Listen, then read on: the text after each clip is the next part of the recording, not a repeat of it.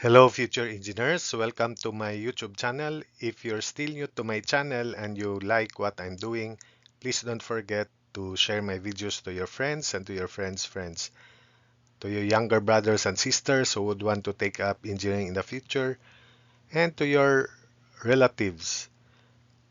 That's one way you can keep me going, inspired, and refreshed. Now, if you find my videos interesting and important to your studies, also please don't forget to subscribe. Hello, future engineers, subscribers, viewers, and students. There is another video in calculus on limits of functions.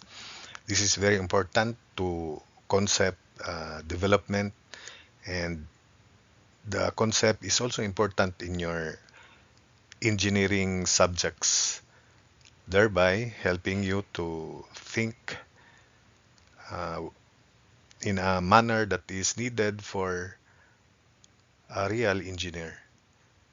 And I hope that this video can help you improve your thinking skills. If you want to anticipate the solution to these problems, you can by pausing the video and answering the following questions. So you can always do it as long as you are prepared to answer these questions. So for the functions g, whose graph is given, state the value of each quantity if it exists. If it does not exist, explain why. By the way, my source for the problems and exercises in my videos are problems taken from uh, differential and integral calculus by Love and Rainville.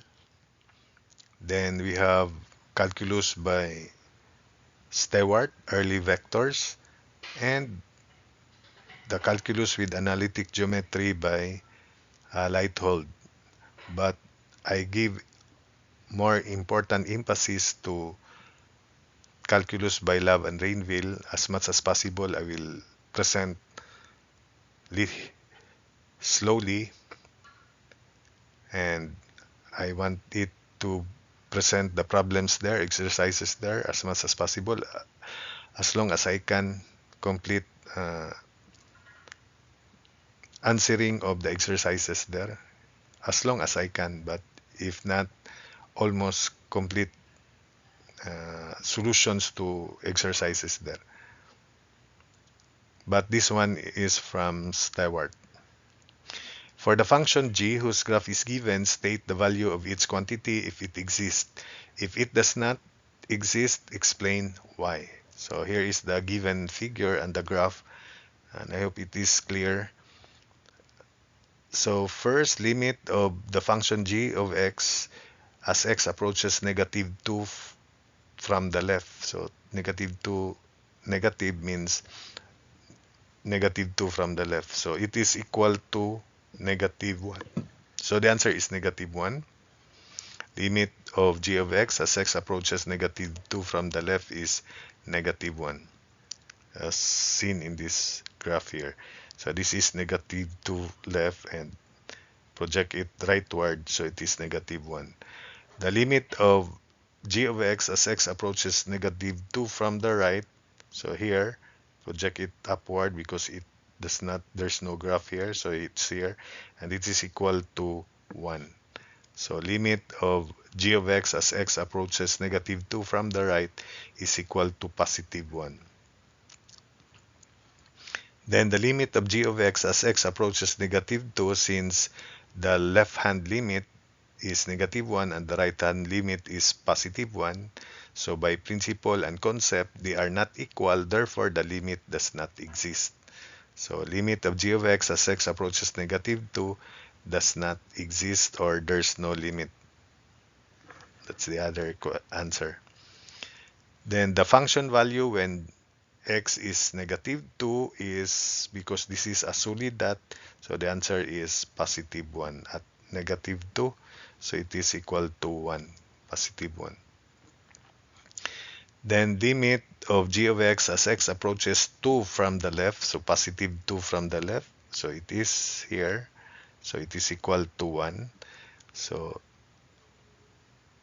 g of negative 2 is 1. Then letter E, limit of g of x as x approaches 2 from the left is also 1. 2 from the left, it's here. So it is 1. Limit of g of x as x approaches 2 from the right. So 2 from the right. So it is here, it is equal to 2.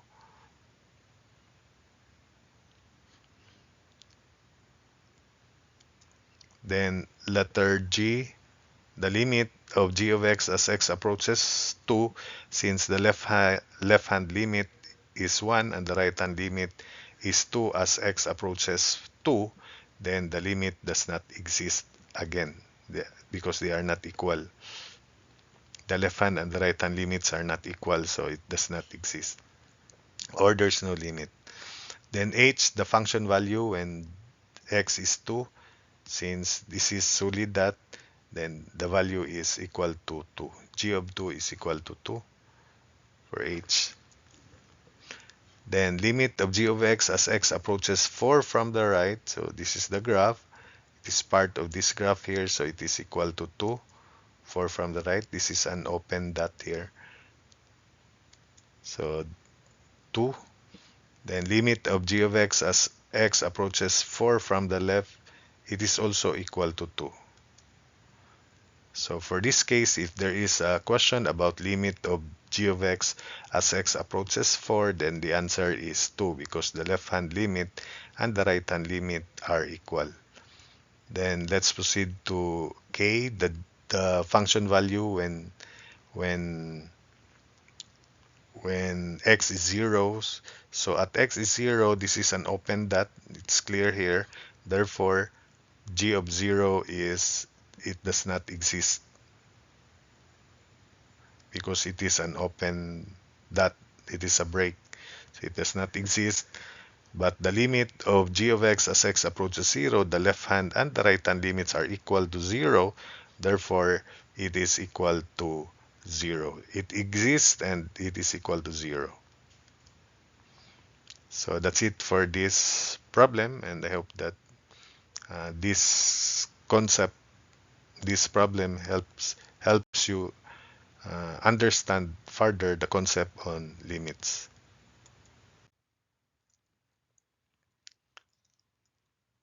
For the function g whose graph is given, state the value of each quantity if it exists. If it does not, explain why. So again, if you want to answer this problem and these questions, you can by pausing the video. So here is the given figure. So first, limit of g of t as t approaches 0 from the left.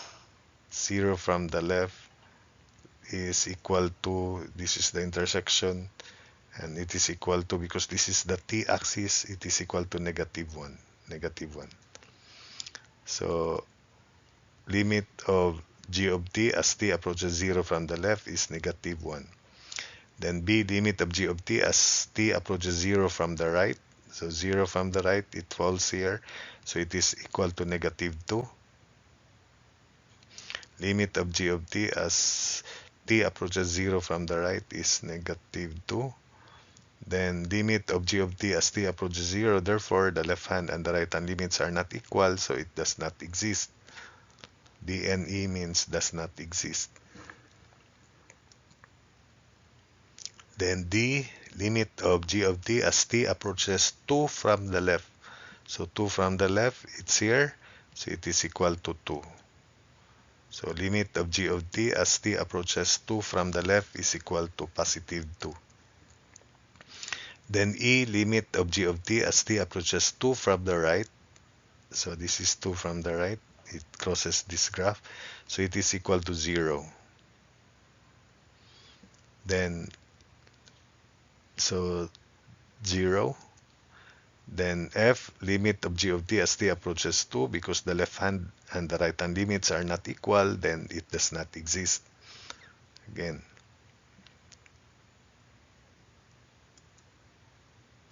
Then G, the function value when x is 2, because this is the solid dot, then the value here is 1. So g of 2 is 1. Then limit of g of t as t approaches 4. Obviously, it is a continuous graph. Therefore, it is equal to that value there is 3. So limit of g of t as t approaches 4 is equal to 3. Then, this is the last problem. Guess the value of the limit, if it exists, by evaluating the function at the given numbers, correct to 6 decimal places. So limit of quantity x squared minus 2x over x squared minus x minus 2 as x approaches 2. So the instruction is we'll just guess. So we substitute these values first at 2.5. So use your calculator there. The calculator is capable of evaluating this expression at these values of the variable. So you type quantity alpha x squared minus 2 alpha x over alpha x squared minus alpha x minus 2, then press calculate, then set x 2.5, and it will give us a value rounded off to 6 decimal places as 0.714286. So we are not yet sure about the equivalent fraction of that because it is a little bit far from 2. It is 2.5, so that's far from 2.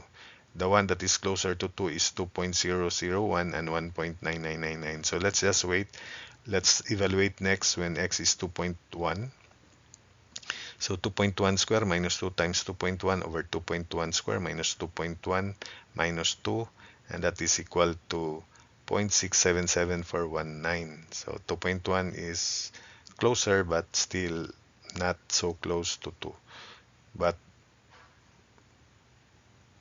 we are now, the result, this decimal is close to a fraction which will be verified later when we reach 2.001. Next, at 2.05, so still using the calculator, so it is equal to 0.672131. Next, at 2.01, so 2.01 square minus 2 times 2.01 minus 2.01 square minus 2.01 minus 2, and it is equal to 0.667774. Next, at 2.005, so I think you're now familiar with the equivalent fraction of this, especially when 2.005, much more at 2.001. So next, at 2.001, then the value of the fraction or the limit in decimal is, or the value of that function as we substitute x 2.001 is 0.666778. So I think you can now guess the fraction. It is 2/3. But anyway, let's proceed to 1.9, because when we evaluate limit, it should be left and right hand limits, and if they are equal, then the limit exists, and the limit is the function value or the approaching value of this expression. Next, at 1.95, so it is equal to 0.661017. Next, at 1.99,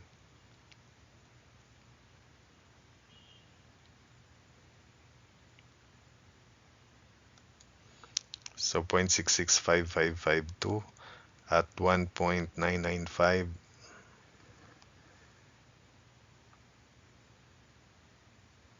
it is equal to 0.666110. Then at 1.99, so it should be close to the limit of the function. So 0.666556. So since the right hand, this is the right hand limit, and this is the left hand limit, are almost equal, the limit exists, and the equivalent limit in fraction, the exact value is 2/3. So the limit of this x squared minus 2x over x squared minus x minus 2 as x approaches 2 is 2/3. And these are the approximate values in decimal form. So that's it for this video, and I hope that you gained technique in evaluating limits.